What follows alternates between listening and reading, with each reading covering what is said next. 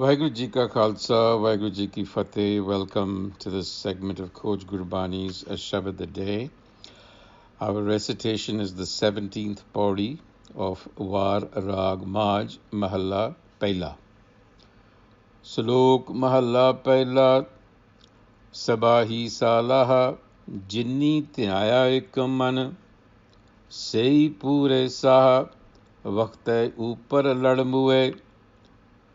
दूजे बहुते रहा मन किया मती खिंडियां बहुते पए असगाह गोते खाए ना निकलह तीजे मुही गिराह भुख तिखा दोए भौकियां खादा होए सुआओ भी खाने स्यों दोसती चौथा आई ऊंग अखी मीट पवार गया भी उठ रचियों वाद सह वरियां की पिड़ बद्दी सब्बे वेला वक्त सब जे अठी हाओ होए सब्बे वेला वक्त सब जे अठी पाओ होए नानक साहिब मन वसै सच्चा नावण होए सही पूरे साह जिनी पूरा पाया अठी वे परवाह रहन इक ते रंग दर्शन रूप अथाह विरले पाइयै करम पूरे पूरा गुरु पूरा जाका बोल नानक पूरा जे करे कटै नाही तोल पौड़ी जा तू तां क्या होर मैं सच सुनाइयै मुट्ठी धंधै चोर महल ना पाइयै इन्नै चित कठोर सेव गवाइयै जित घट सच ना पाए सो भन कढ़ाइयै. A matter of timeliness. Sabaahi Salah Jini Dhiaya ek man. Those who early on and with one-pointed attention focus on the self. In other words, those who bring their mind to focus on what is in front of them, they indeed are truly rich. Sei pure sa.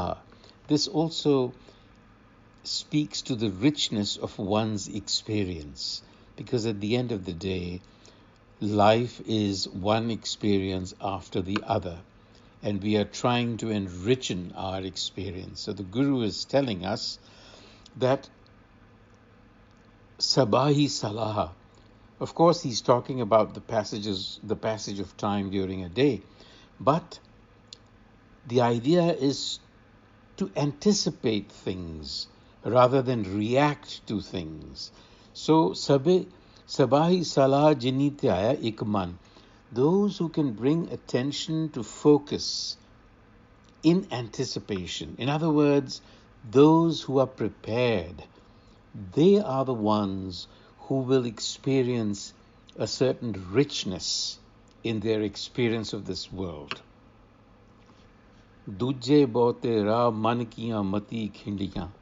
So taking the example of the day, which he has divided into 4 passages, in the second phase, he says, the mind scatters in many directions. Bote ra man kiya mati khindiyan.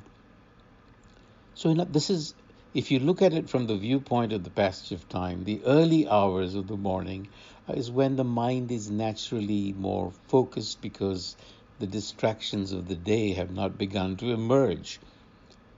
But once the day begins, endless distractions entangle the mind.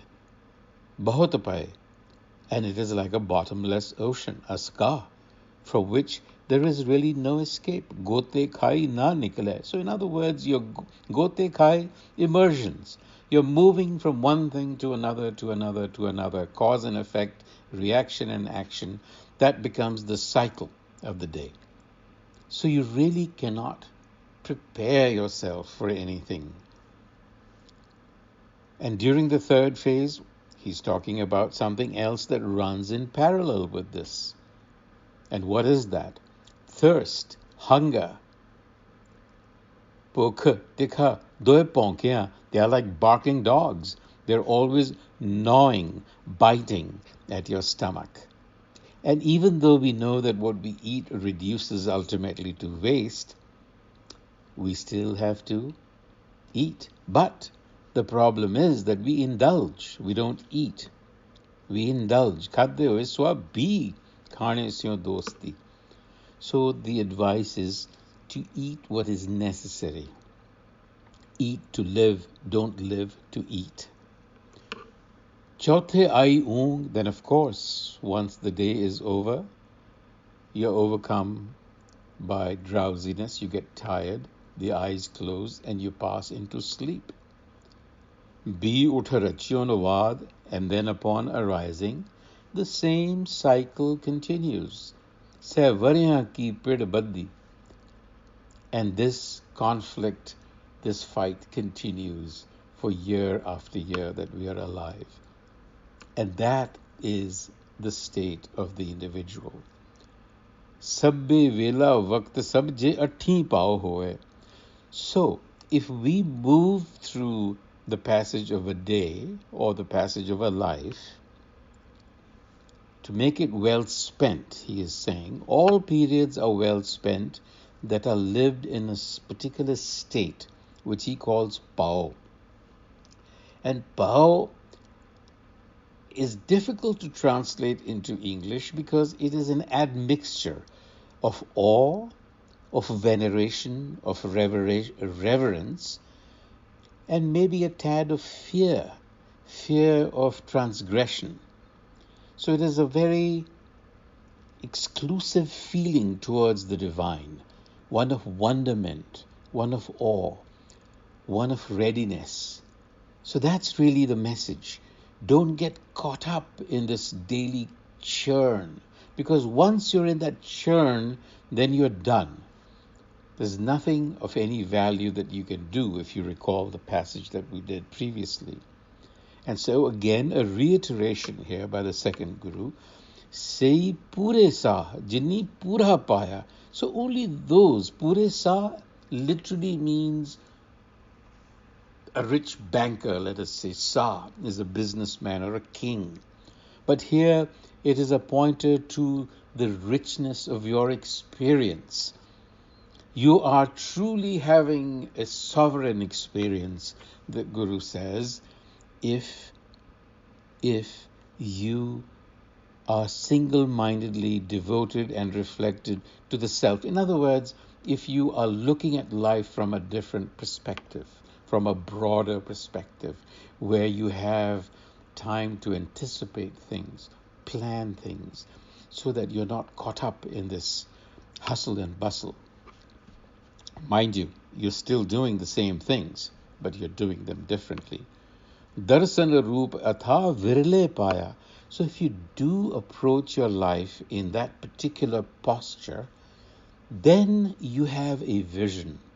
Darsana roop atha, immeasurable beauty, because your consciousness expands and now you look at the universe from a different perspective. Your place in it, your cosmic awareness becomes different. That really is moksha, knowing your place in the cosmic scheme of things. This realization alone brings you freedom. So darshan rupatha, but virle paya, rare individuals get there. They're rare. And says Nanak, meeting the perfect enlightener, pura je kare, you will not fall short. So there is always the need. The Guru has to walk side by side. And here it might be meaningful to understand that the Guru really is the principle of knowledge within. It is that innate self. It is Sahaj, one that was really born with you. That's what Sahaj is, that is born with. So that spontaneity, that intuition, that aesthetic awareness that you came with and then lost as a result of conditioning, develop that again, reclaim it. That creative center within you, which we also call the self or hukam, you need to reconnect with that creative center, and then go about doing your business in the world. And then, क्यों कर पूरे what तोल तुलाइए? How do you measure against a perfect standard? And the way to do that, na koi aakhe kat. You would not be called deficient when examined by the observant eye. Lan khare parkh darbiniya, in the divine court, that is, at that consciousness, if you drop the ego. In other words, expand, go beyond the ego. Go beyond the ego while going about the affairs of the world. That is the message in this passage. The first is carpe diem. Capture, grasp, seize the moment. Don't miss opportunities. In other words, don't waste time. And bring your mind into focus. Do things early. Be prepared. Be prepared in anything that you are doing. Don't just react and be pushed around by the hurly-burly of the day. On that note, until the next time, Vaheguru Ji Ka Khalsa, Vaheguru Ji Ki Fateh.